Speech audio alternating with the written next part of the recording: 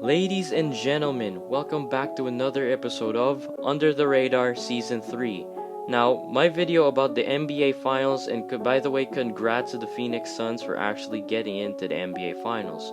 But we're not talking about the playoffs today, but today we are going to talk about the man, the myth, the legend, Cade Cunningham, the number one pick in this year's draft that is going to be taken hopefully by the Detroit Pistons, because if they don't take this guy, then I will literally shoot myself in the head for Eminem. Now, Cade Cunningham had an amazing high school and college run, just unbelievable across the board. Not only because of his athleticism, his stats, 6'8", he has a 7-foot wingspan, he has the athleticism, he got the handles, he has the confidence, he can shoot. He is the embodiment of the perfect modern point guard that any and every single NBA team or professional basketball team needs today.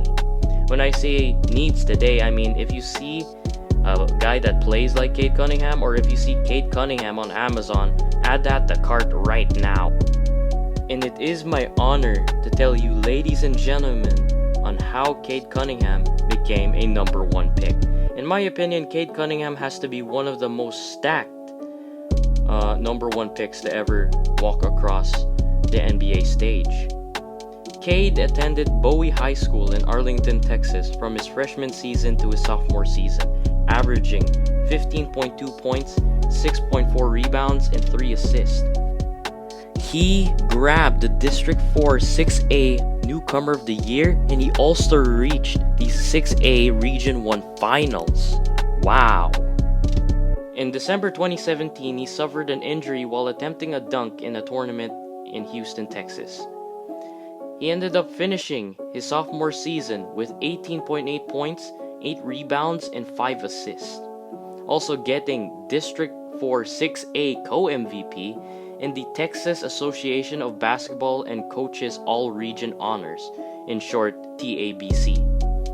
He also transferred to one of the most famous high schools, known the man for breeding NBA legit superstars. Superstars like Ben I Choke Layup Simmons and D'Angelo D'Lo Russell. He transferred to Monfort Academy prior to his junior season. He scored 26 points, 9 assists, and 7 rebounds in his debut against another very well-known high school program that produced players like Carmelo Anthony, with a 76-51 victory over Oak Hill Academy. In his junior season, he averaged 11 points, 5.5 rebounds, 5.5 assists as a junior. He made Max Prep's Junior All-American second team. And in the summer of 2019 is when things started kicking for him to become one of the most overhyped players to go to college basketball. He ended up going to the Nike EYBL camp to show out that he can play basketball even better than before. And he proved people wrong, he did, as Yoda would say. He averaged 25 points, 6.6 rebounds, and 5 assists for the Texas Titans, and also snatching the Nike EYBL MVP. What? And not only that, things got even bigger for him in his senior season in high school. Prior to his senior season in Montverde, he was joined by 2 very good and amazing athletes in Scotty Barnes and Daron Sharp, regarded as one of the best teams in high school history by many ESPN and many analysts. He ended up averaging 14 points, 6 assists, and 4 rebounds as a senior in high school, leading Montverde to a 25-0 record by blowing out teams on average by 39 points or more. And he only had to play 22 minutes because his team was that stacked. They were literally like the Golden State Warriors of high school back in 2019. He was also awarded Mr. Basketball USA. He's, I think, the first ever player that I ever featured in this beautiful channel to be called Mr. Basketball USA. When you are being called Mr. Basketball USA, you are technically the best high school player in terms of basketball in the US. Normally, I'd feature a lot of players in the channel who are technically the best high school player, but just for their state. But this guy had all 50. But this guy got it all. Not only that, he also snatched Naismith Player of the Year, MaxPref Player of the Year, McDonald's All-American, a Nike Hoop Summit invitation, a Jordan Brand Classic Athlete, and being recognized as a 5-star recruit by ESPN and 24/7 Sports. Getting recruited to schools like Duke, North Carolina, Kentucky, Washington, and Oklahoma State.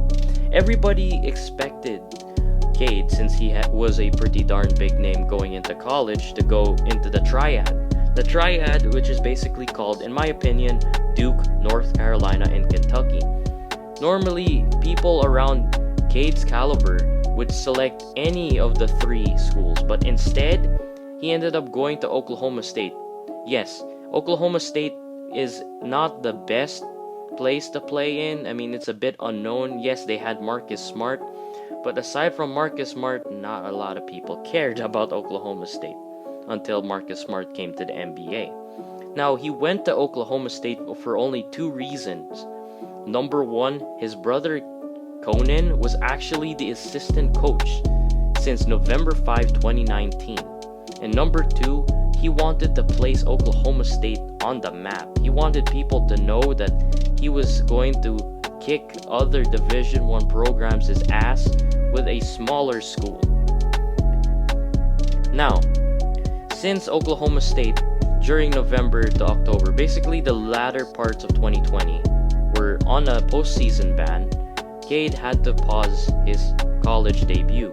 But he made his college debut back in November 25, 2020, with 21 points and 10 rebounds over a 75-68 victory against UT Arlington.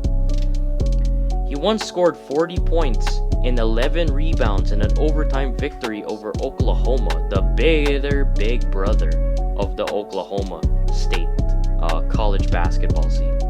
He also averaged 40% from 3, and he had an amazing run in March Madness. March Madness is the best tournament in college basketball, and sadly, he was eliminated in the second round by Oregon State in March Madness. Yes, they were able to beat Liberty College, but Liberty College is such a small college. I mean, I've never heard of Liberty College till March Madness, and I had my eyes on Cade Cunningham and his fellow Cowboys. Now, but still, minusing out that March Madness performance, yes, he performed extremely well by averaging 20 points a game in his 2 stints in a March Madness tournament. But that's such a small sample size of his amazing career in college basketball. He became the 4th player to win the Big 12 Player of the Year and the Big 12 Freshman of the Year, joining 3 other amazing names in Marcus Smart, along with Kevin Durant and Michael Beasley. You know that you are a legit and amazing basketball player if you're being mentioned alongside Kevin Durant. In April 1, 2021, he decided to declare for the 2021 NBA Draft. And arguably, ladies and gentlemen, Cade will be and is the number 1 pick. I mean, if Detroit decides to dodge such a talent like Cade, they would be shooting themselves in the foot. The past couple seasons have been quite interesting. A lot of old teams where they used to have a bag of trash, they were able to bring in something new and convert that trash into amazing and sensational basketball. I mean, look what happened to the Hornets, man. I mean, from a wasteland, they turned it into a candy land for so much good commentary and amazing young talent like Miles Bridges with his explosive dunks, and of course LaMelo Ball, the Rookie of the Year. But honestly, if Detroit can bring buzz to their city on like what North Carolina did with Charlotte, I think bringing in Cade Cunningham would not only give them a positive impact on the court, but off the court. Because off-court popularity really matters. Because if you can rally new fans and you can rally your current and loyal fans, then maybe they'll be more motivated of getting in the playoffs. I mean, yes, the Hornets were in the play-in, but it would have been quite amazing if they actually arrived in the playoffs, you know? Like, storylines like that can actually really exist. Now, the Pistons' problem right now is they keep on trying to replace their old bigs of Dre and Blake Griffin with Isaiah Stewart and Sekou Doumbouya, and just being able to use the young people that you already have. I mean, you already have an amazing scorer in Jeremy Grant, and then you can develop Killian Hayes, and of course, and how can I even forget the guy that shoots like a bay, my boy, that is Cash, like the Manila Bay, my guy Sadiq Bey. Towards the end of the season, he proved himself worthy, so why not build around him? They can build around, so build on that. You're good. Yeah. But come on, ladies and gentlemen, like, big men are such an amazing part of the game, but the big men wouldn't really be big men without their point guards, right? I mean, the point guards set up the play, they set them up for screens, and really equalize each other, but mostly the point guards benefit from the bigs, you know? Yes, I get it that you stole Isaiah Stewart from Portland, and then you have Hamidou Diallo, such an explosive dunker, and sadly, in your front yard in Detroit, you have two former top 5 picks in Josh Jackson and Dennis Smith Jr., who are technically both failed experiments at this point. You need to really revitalize your team and make it more popular and interesting, because when I tend to discuss anything about the Detroit Pistons, like, people would shut me up. I was like, nobody gives a shit about that team. I'm like, every team matters, no matter if you're a Lakers fan, a Clippers fan, Shanghai Sharks fan. Every team matters, just like everybody matters, no matter what race and what color of skin you have. Because I honestly don't believe that you should hate any NBA team just because they're not as popular or they don't have any championships at all, like the Los Angeles Clippers. And really, you just have to respect everybody so they'll respect you back. And the thing about the Pistons is it's been a hot rotting junkyard, you know?